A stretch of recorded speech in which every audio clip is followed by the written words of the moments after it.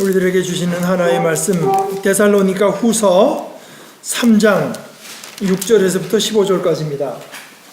형제자매 여러분, 우리는 우리 주 예수 그리스도의 이름으로 여러분에게 명령합니다. 무절제하게 살고 우리에게서 받은 전통을 따르지 않는 모든 신도를 멀리 하십시오. 우리를 어떻게 본받아야 하는지는 여러분이 잘 알고 있습니다. 우리는 여러분 가운데에서 무절제한 생활을 한 적이 없습니다. 우리는 아무에게서도 양식을 얻어먹은 일이 없고, 도리어 여러분 가운데서 어느 누구에게도 짐이 되지 않으려고 수고하고 고생하면서 밤낮으로 일하였습니다. 그것은 우리에게 권리가 없어서가 아니라 우리가 여러분에게 본을 보여서 여러분으로 하여금 우리를 본받게 하려는 것입니다. 우리가 여러분과 함께 있을 때 일하기를 싫어하는 사람은 먹지도 말라 하고 거듭 명하였습니다. 그런데 우리가 들으니 여러분 가운데는 무절제하게 살면서 일은 하지 않고 일을 만들기만 하는 사람이 더러 있다고 합니다. 이런 사람들에게 우리는 주 예수 그리스도 안에서 명하며 또한 권면합니다. 조용히 일해서 자기가 먹을 것을 자기가 벌어서 먹으십시오. 형제자매 여러분, 선한 일을 하다가 낙심하지 마십시오. 누가 이 편지에 담긴 우리의 말에 복종하지 아니하거든 그 사람을 특별히 조심하여 그와 사귀지 마십시오. 그리하여 그로 하여금 부끄러움을 느끼게 하십시오. 그러나 그를 원수처럼 여기지 말고 형제 자매에게 하듯이 타이르십시오. 하나의 말씀입니다. 제가 저희 가족이 미국에서 좀 여러 해를 살다가 오니까 그런 질문들을 많이 받습니다. 또 미국 가도 마찬가지입니다. 여기 또 한 몇 년 있다가 미국 가니까 미국에 사는 우리 한국 분들도 같은 걸 자꾸 묻는데요. 한국이 좋은가 미국이 좋은가?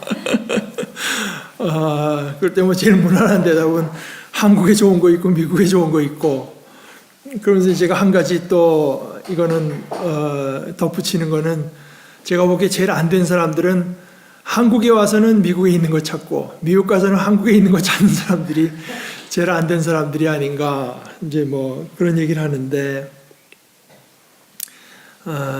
뭐 친구들이 물론 이제 오니까 반갑다고 이제 좋은 말로 하려고 하는 말들도 있고 하지만, 옛날이랑은 많이 달라서 지금 이제 저희가 어떤 때는 뭐 미국에 살다 오는 거 아는 분들도 있고, 또 그런 얘기를 들으면은 여기 이렇게 살기 좋은 데로 놔두고 그렇게 고생하다 왔느냐, 뭐 이런 표현들이 많이 있습니다. 근데 이제 한국이 살기 좋다. 그럼 그게 무슨 뜻인가 하는 게 있을 거 아닙니까? 뭔가를 생각하면서 살기 좋다고 할 거 아니겠어요? 이게 무슨 뜻이냐?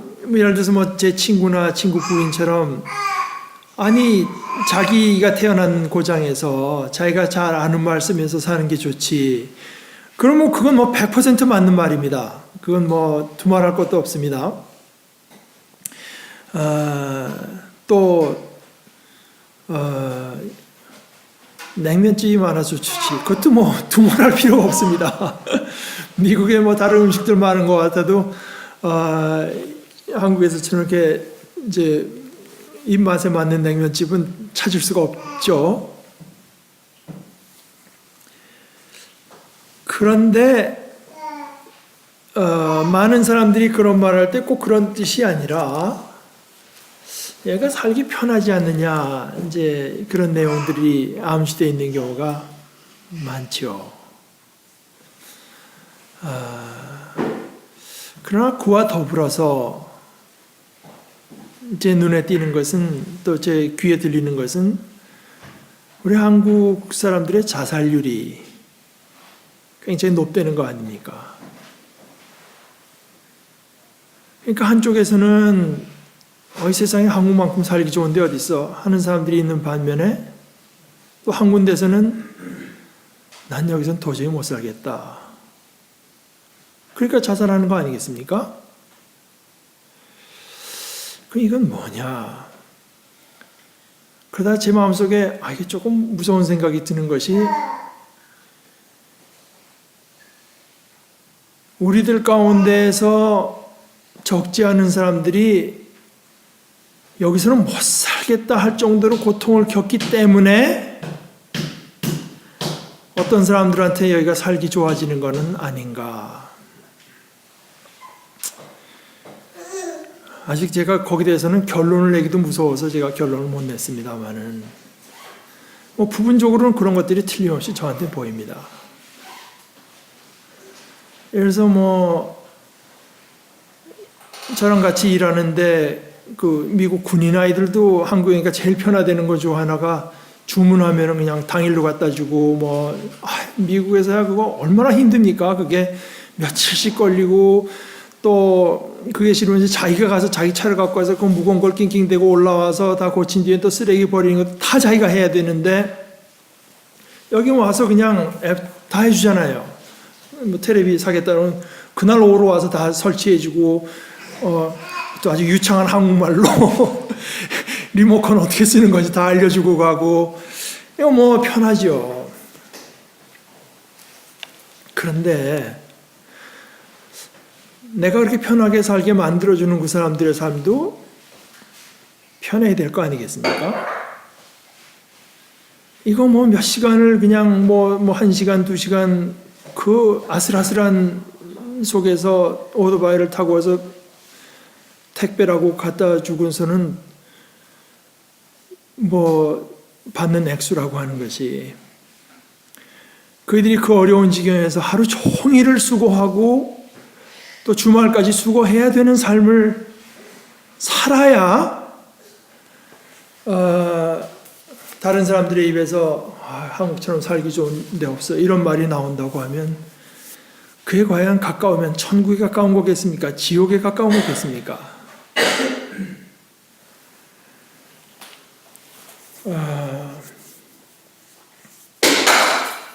제가 두 나라 밖에 충분히 살아본 데가 없고 해서 자꾸 이제 비교가 되는데 저는 제 생각엔 그렇습니다. 미국이라는 나라가 한국보다가 잘 됐다고 할까 앞섰다고 할까 하는 것 딱 하나 있다고 봐요. 제 생각에는 미국에서는 그만큼 일 안 하고 먹고 살기가 어렵다. 불로소득이 그만큼 힘든 사회라고 하는 면에서 그것 하나가 딱 한국보다 앞선 거 아닌가. 저는 이제 그렇게 생각합니다. 그만큼 잘 돼 있다. 그것이 여기서 한국이 살기 좋다고 하는 어떤 사람들에게는 그래서 거기 못 살 때라고 생각하는 이유가 물론 될 수도 있죠. 그러나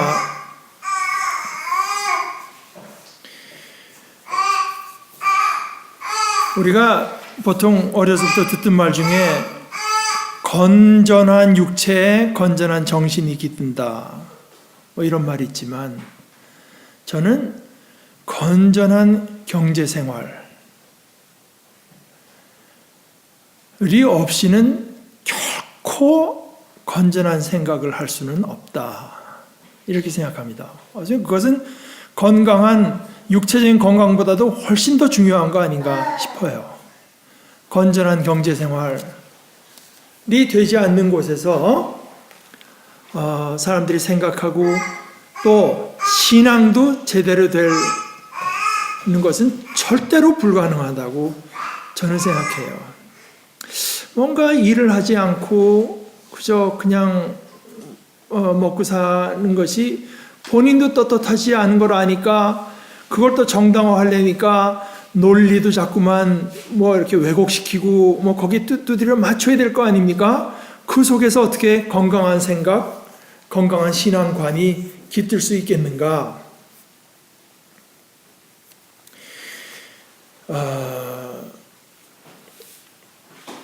그것은 제 말이 아니라 저희 친구 목사가 신학교 오기 전에 미국 처음 가서 주립대학에 있었는데 그때 그 어떤 교수가 하나 얘기를 하더래요. 미국의 정신, 자기가 한마디로 이해하기로는 바로 우리가 오늘 읽은 10절의 말씀, 일하기를 싫어하는 사람은 먹지도 말라. 이것이 자기는 미국의 정신이라고 생각한다.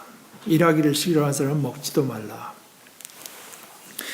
일해서 먹고 사는 것을 당연한 것으로, 물론 일이라고 하는 것이 꼭 그렇게 1대1 매칭되는 것은 아닙니다. 내가 꼭 그래서 봉급받는 일만이 아니라 집안 늘 깨끗이 하는 일도 될 수가 있고 자녀 돌보는 일도 될 수가 있고 바울 사도 같은 경우 복음 전하는 일도 될 수가 있었습니다. 그럼 뭔가 일을 해서 먹고 사는 것을 당연한 것으로 여기는 거예요. 크리스찬이라고 스스로 말하면서 이 원칙이 서 있지 않은 사람들은 오늘 말씀대로 하자면은 우리가 특별히 경계하고 조심할 대상이고 그뿐만 아니라 멀리해야 됩니다. 다시 말해서 이런 식의 태도가 우리 가운데 스며들지 못하게 해야 됩니다. 일이라고 하는 것은 물론 즐거움도 있고 보람도 있습니다. 하나님께서 그렇게 만드셨습니다. 특별히 우리가 그리스도 안에 있을 때 하는 일이 즐거울 수 있습니다. 보람될 수 있습니다. 게다가 아까 우리 민선이가 읽은 것처럼 그날이 오면 하나님의 나라가 회복될 때의 모습이라고 하는 것은 아무도 일 안 하고 그저 마음껏 먹고 좋은 것 입고 사는 것이 아니라 아까 읽은 몇 절을 제가 다시 읽어보겠습니다. 이사야서 65장 21절부터입니다. 집을 지은 사람들이 자기가 지은 집에 들어가 살 것이며 일한 만큼의 열매가 있고 보람이 있는 것이 하나님의 나라인 것이지 일하지 않는 데가 하나님의 나라는 결코 아닙니다. 포도나무를 심은 사람들이 자기가 기른 나무의 열매를 먹을 것이다.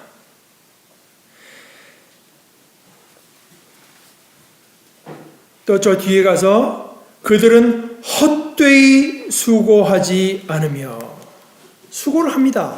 그러나 그 수고가 헛되지 않은 것이 하나님의 나라인 것이지 아무 일도 하지 않고 사는 것을 그저 일하지 않고 하루하루 그저 친구 만나서 즐겁게 지내고 시간 날 때마다 여행 가고 일은 안 하면서도 그런 생활이 유지되는 것을 복받은 삶이라고 생각하고 있다고 한다면 그 사람은 우리가 믿는 신앙, 우리가 받은 전통과는 정반대의 위치에 서 있는 것입니다. 그래서 하나님께서 만드신 대로 일에는 물론 즐거움도 있고 보람도 있습니다마는 그러나 이 땅은 우리의 죄로 왜곡된 세상, 일하는 데는 고통이 따르는 세상입니다. 나는 열심히 일한다고 하는데 나와 거래하는 거래처 사람들이 말도 안 되는 소리를 내서 끙끙 앓아야 되는 경우가 없겠습니까? 나는 가서 착실히 일하려고 하는데 내 바로 위에 있는 상사가 뻔히 자기 욕심을 위해서 나에게 말도 안 되는 요구를 하는 경우가 또한 없겠습니까?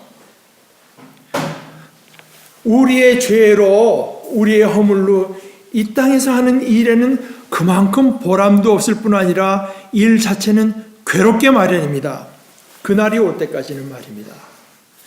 그날이 올 때까지는 자기 밥을 먹기 위해서 일하는 것은 수고스러운 일이고 고생입니다. 한 2, 3주 전에 있었던 일 우리 중에 아시는 분이 많죠. 삼성전자 서비스라는 데서 일하던 최종범 씨, 최종범 씨가 10월 31일 날 스스로 목숨을 끊었습니다. 그 전날 밤에 어떤 그 대화방에다가 글을 남기기를 그동안 삼성 서비스 다니며 너무 힘들었어요. 배고파 못 살았고 다들 너무 힘들어서 옆에서 보는 것도 힘들었어요.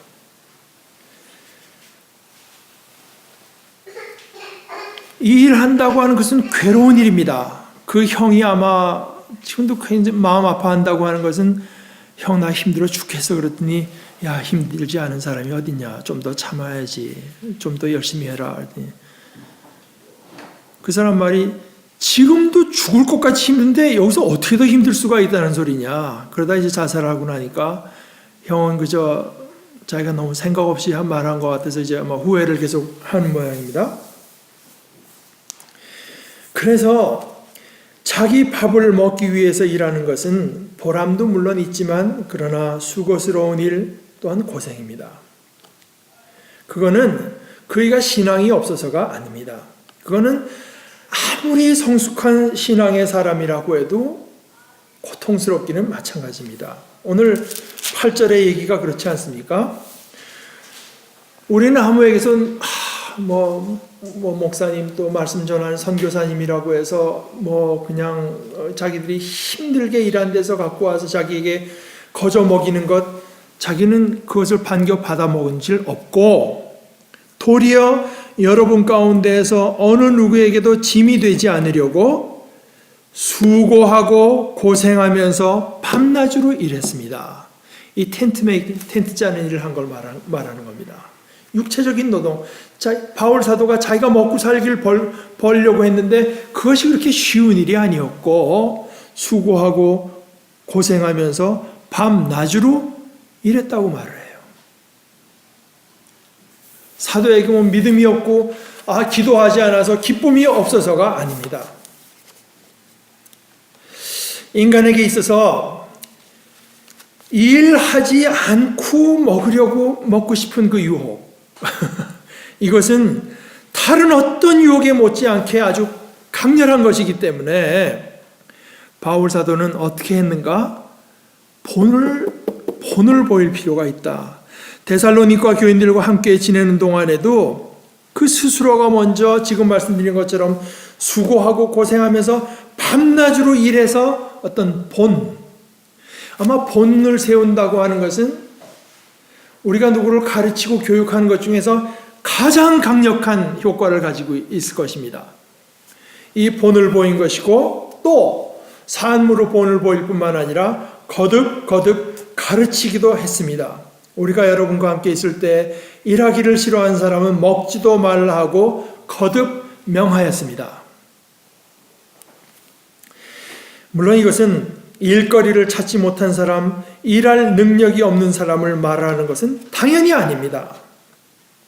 일하기를 싫어하는 사람, 일하려고 하지 않는 사람, 이곳저곳에 모임마다 나타나면서 신앙이 어떻고 철학이 어떻고 교회가 어떻고 성경이 어떻고 하기를 즐겨하면서 자신의 의식 주를 해결하기 위한 일은 하지 않으려는 사람들. 결국 교회 공동체나 또는 교회 안에 있는 어떤 여유 있는 사람들에게 의존하려고 하는 태도, 이것은 오늘 말씀대로 하게 되면 우리가 사도들로부터 받은 전통에 반하는 것입니다. 사도적 전통, 사도가 우리에게 세워준 전통, 우리가 받은 전통은 재정적, 경제적 독립입니다. 이것이 바로 지켜지지 않으면 거기에 결코 바른 신앙이 설 수 없습니다. 크리스찬은 일하는 사람들입니다. 자신의 의식 주를 위해서 고통스러운 노동을 마다하지 말아야 된다고 하는 것이 주 예수 그리스도의 이름으로 주어진 사도적 명령이고 권면입니다. 이것은 또 우리가 받았고 또 지켜가야 될, 그리고 만약 그것이 아직 우리에게 서 있지 못하면 우리가 세워야 될 전통입니다. 일하지 않고 먹는 사람을 유복한 사람이다, 복받은 사람이다, 행복한 사람이다 하는 일이 교회 안에 있어서는 안 됩니다. 그리고 이 일은 선한 일입니다. 일해서 먹고 사는 것을 그게 무슨 그건 초라한 일, 불운한 일, 심지어 불행한 일, 부끄러운 일로 여긴다면 이것은 참 곤란합니다. 이것은 오늘의 말씀대로 하면 선한 일, 선한 일입니다. 형제 자매 여러분, 선한 일을 하다가 낙심하지 마십시오. 다른 모든 선한 일과 마찬가지로 낙심하게 될 수도 있는 선한 일, 옆에서 일하지 않고도 잘 먹고 사는 사람들, 그러면서 다른 사람들에게는 복되다고 여김받는 사람들, 스스로도 복되다고 생각하면서 행복해하는 사람들을 보다 보면 낙심할 수 있고, 그 가운데 우리 몇이 이런 생각을 갖고 산다고 뭐가 이 사회가 바뀔 수 있나 하는 생각을 하면 또 낙심할 수 있습니다. 그러나 선한 일이기 때문에 선한 일을 하다가 낙심하지 마십시오.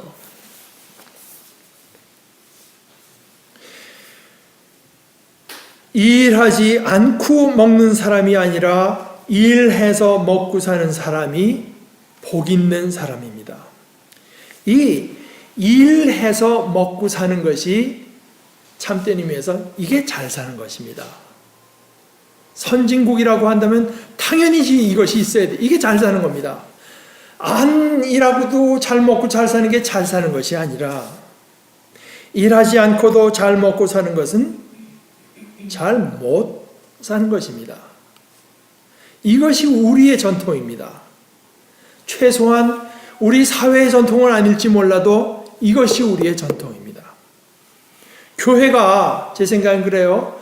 한국 사회에 세워진 이 한국교회만이라도 이 전통 하나만 바로 세우고 지켜나가도 이 교회를 품고 있는 한국 사회는 교회의 덕을 아주 크게 입을 것입니다. 제가 가끔 인용하는 우리 김교신 선생 글 중에서 제가 하나만 여러분들에게 읽어드리겠습니다. 이게 몇 년? 1937년 일기입니다. 1937년 10월 5일. 그때 아마 집에 식모도 있었던 것 같아요. 옛날에 우리 식모들 집에 많이 있었죠. 식모가 나간 뒤로 실내와 마루 청소, 마루 소재를 분담한 보교니까 초등학교입니다. 초등학교 5학년, 2학년생에게 각기 그 노동에 대한 보수를 주기를 약속했더니 더 어린아이, 아직 학교에 못 가면서 가장 심부름은 많이 하는 넷째 딸이 보통 날의 불만을 할머니, 그러니까 김교신 선생의 어머니께, 조모님께 항의하였다. 그 조모님과의 대화를 옆에서 듣던 난지 1400일 된 장남이 딸들 중 아들은 이제 한 좀 늦게 낳았던 것 같은데 1400일 된 장남이 듣다가 그 내용을 알자마자 자기도 한 구역 맡아서 하겠다고 제의했다. 그래서 이에 동의하였으니 이제는 우리 장막 안에, 우리 집안에 노역 없이 먹는 사람은 다음 달 말에 돌이 되는 유아 하나뿐이다. 이리하여 하나님의 무한한 은총으로서 우리 집은 천하의 낙원이다. 세상에 아무 지위도 부러운 것이 없다. 진실로 만족이요 감사요 찬송이다. 원컨대 능히 노역에 견디며 노동을 기뻐하는 자녀를 세상에 제출하고 지고